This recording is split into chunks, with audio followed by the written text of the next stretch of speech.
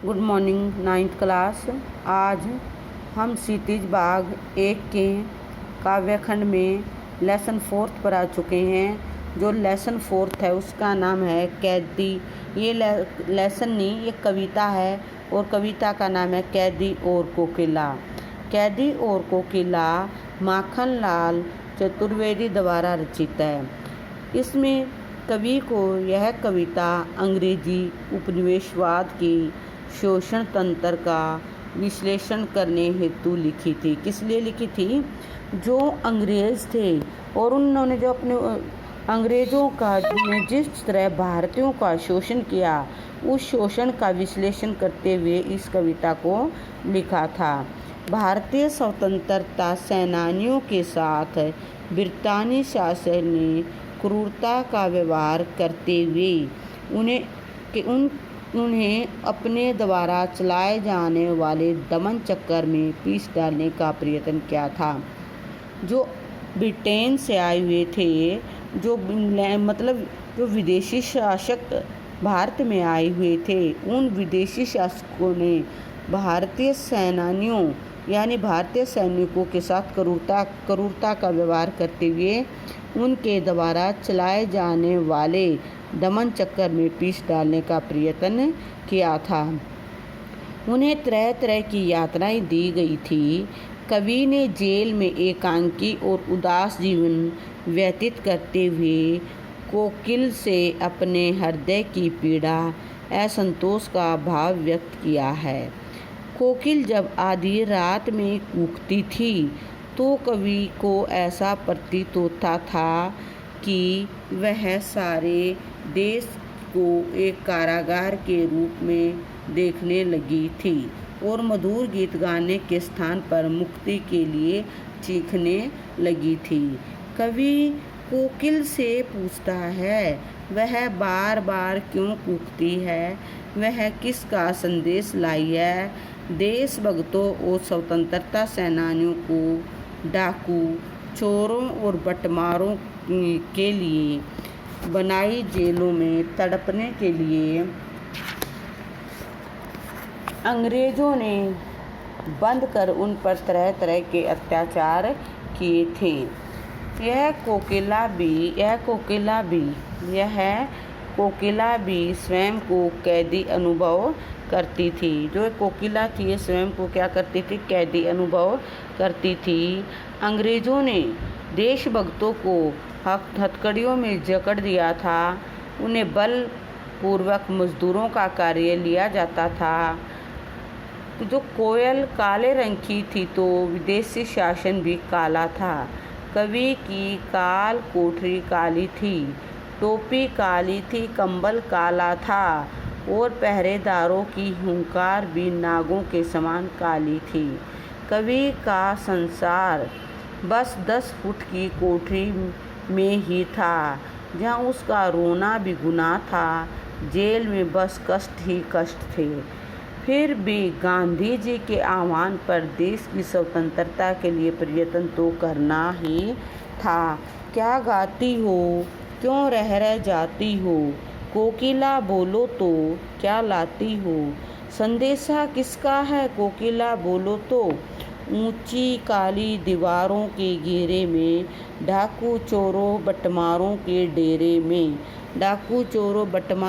डेरे में जीने को देते नहीं, पेट भर खाना मरने भी देते नहीं, तड़प रह जाना जीवन भर। अब दिन रात कड़ा पैरा है, शासन या तम का प्रभाव गहरा है।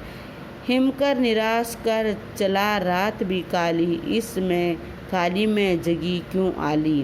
क्या है कि कवि कोयल को संबोधित करते हुए पूछता है कि हे काली कोयल तुम क्या गाती हो? क्या पूछता है कि हे काली कोयल तुम क्या गाती हो? कुछ कूक कर फिर चुप हो जाती हो। तुम अपनी बात पूरी तरह क्यों नहीं एक साथ कह पाती? क्यों रह जाती हो? अरे कोयल बोलो तो कि तुम अपने साथ किसका संदेश लाई हो? तुम किसकी बात सुनाना चाहती हो? मैं तो कारागार की इन ऊंची ऊंची काली दीवारों के घेरे में बंद हूँ, जहाँ पर डाकू, चोर और राह चलते लोगों को ठगने वाले ठगों का डेरा है। अपराधियों के बीच में बंद हूँ। कारागार के अधिकारी जीने के लिए आवश्यक खाना नहीं देते। पेट भूख के कारण खाली रहता है।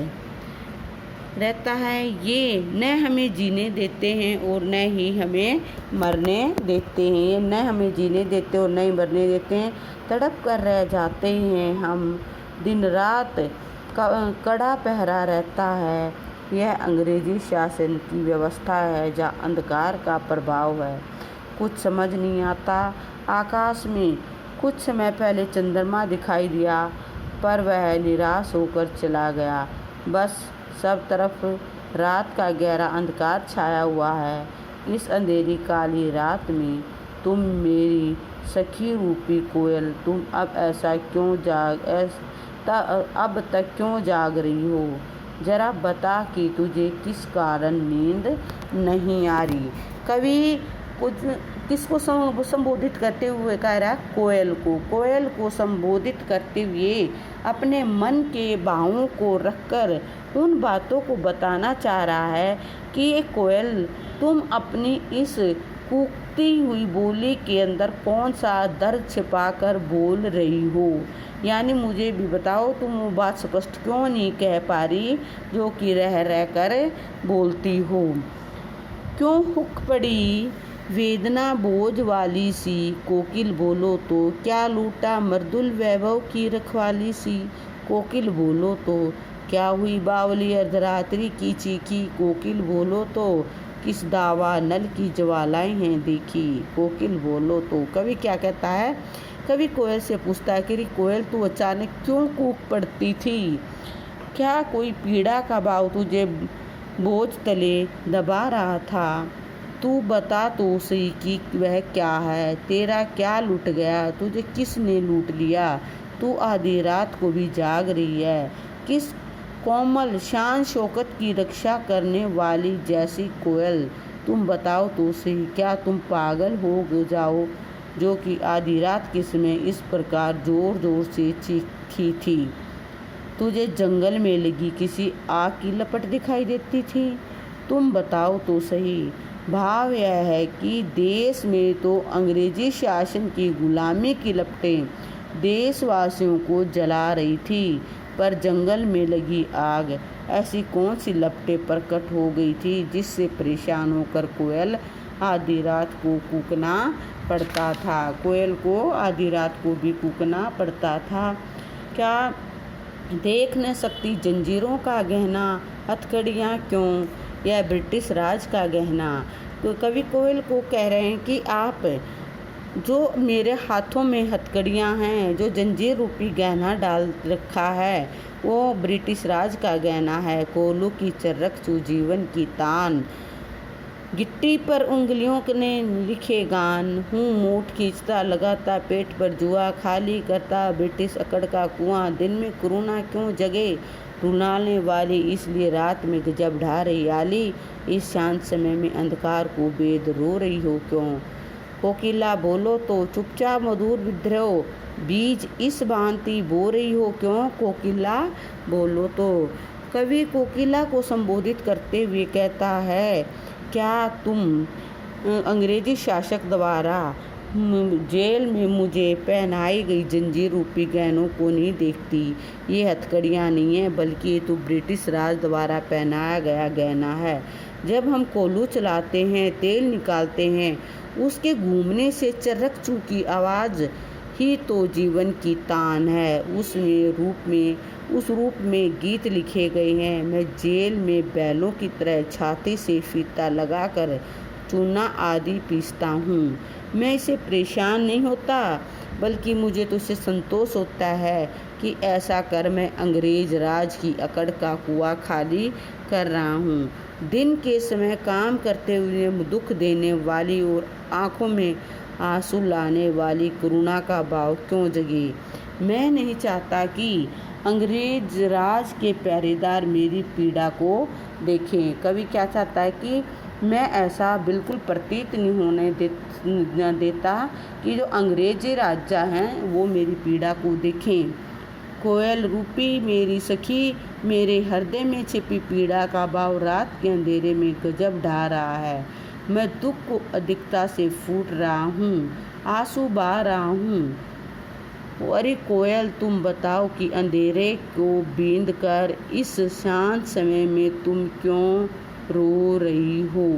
पता नहीं, तुम चुपचाप इस प्रकार मधुर विद्रोह के बीच क्यों बो रही हो? अरे कोयल, तुम कुछ तो बोलो और बताओ कि रात के अंधेरे में क्यों कूक रही हो?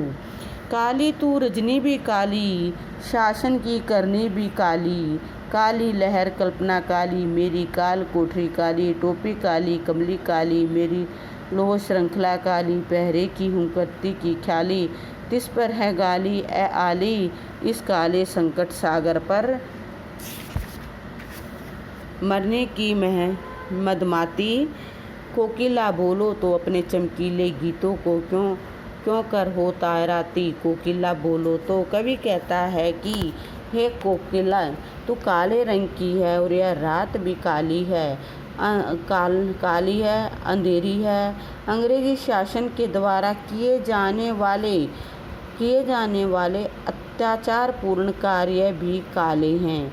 मेरे मन में उत्पन्न होने वाली कल्पनाएं भी काली हैं तथा सारा जो वातावरण में भी निराशा भरी हुई है। मैं जिस काल कोठरी में बंद हूँ वो काली है, मेरी जो टोपी है काली है, कंबल भी काला है, जिन लोहे की जंजीरों में बंधा हुआ हूँ वो भी काली है। कारागार, पहरेदार, सर्पिनी जैसे उंकारे भरते रहते हैं। हे कोयल रूपी सखी, वे पहरेदार इस पर भी गालियां ही देते रहते हैं, कड़वा और भद्दा बोलते हैं। देश की स्वतंत्रता रूपी काले संकट सागर पर मरकर इसे आज़ाद करने की मदमाती इच्छा जागृत होती है। हे कोयल, तुम बताओ, इस अंधेरी रात में अपने चमकीले गीतों को क्यों तैरा रही हो, सब दिशाओं में कूक कूक कर फैला रही हो? अरे कोयल, तुम तो कुछ बोलो। तो इसमें जो कवि कह रहे हैं वो कोयल को अंग्रेजी साम्राज्य के द्वारा जो प्रताड़नाएं दी जा रही हैं उनका वर्णन करते हुए कवि बता रहे हैं। तुझे मिली हरियाली डाली, मुझे नसीब कोठरी काली, तेरे नभ भर में संचार, मेरे 10 फुट का संसार। तेरे गीत कहावे वाह, रोना भी मुझे गुनाह, देखना विषमता तेरी मेरी, बजा रही है तिस पर रणभेरी, इस कृति पर अपनी कृति और कहो क्या कर दूं? कोकिला बोलो तो मोहन के व्रत पर प्राणों का आसव किस में भर दूं? कोकिला बोलो तो। जो कवि हैं वो कोकिला को संबोधित करते हुए कह रहे हैं कि तुम्हें रहने के लिए तो पेड़ की हरी भरी शाखाएं मिली हैं और मुझे तो यहाँ कारागार की काली कोठरी प्राप्त हुई है जिसमें मैं बंद रहता हूँ। तुम सारे आकाश में उड़ती रहती हो, संचरण यानी घूमती रहती हो। मेरा संसार तो इस 10 फुट की जेल की कोठरी तक ही सीमित हो गया है। जब तू कूकती है तो सभी लोग उसे मधुर गीत कहते हैं, पर जब मैं दुख से भर कर रोता हूँ तो उसे गुनाह माना जाता है। जरा तू अपनी और मेरी विषमता को देख, कितना बड़ा अंतर है हम दोनों में। इस अवस्था में भी तो निरुत्साहित नहीं हूँ। मेरा मन देश की आज़ादी प्राप्ति करने के लिए रणभेरी बजा रहा है। मैं अपने मन में उत्पन्न होने वाली हुंकार पर अपनी रचना से और क्या प्रदान करूँ? अरे कोकिला, तुम मुझे बताओ, मोहनदास करमचंद गांधी अर्थात महात्मा गांधी ने देश की स्वतंत्रता प्राप्ति के लिए जो व्रत लिया है उसे मैं किसके प्राणों के रस से के रूप में भर दूँ? अरे कोकिला, जरा तुम बोलो तो। ये जो सरलार थे मैंने उनको एक बार पढ़कर आप तक सुनाया गया है, आप इसे ध्यान से सुनो। लेकिन फिर बता रही हूँ आपके सरलार्थ नहीं आएंगे। आपके जो स्टांजा हैं उनके क्वेश्चन हैं, उन क्वेश्चनों के आंसर फाइनल पेपर में आएंगे। इसलिए सरलार्थ पढ़ने ज़रूरी है, क्योंकि छोटे छोटे क्वेश्चन सरलार्थों के अंदर आपको मिलेंगे। ओके।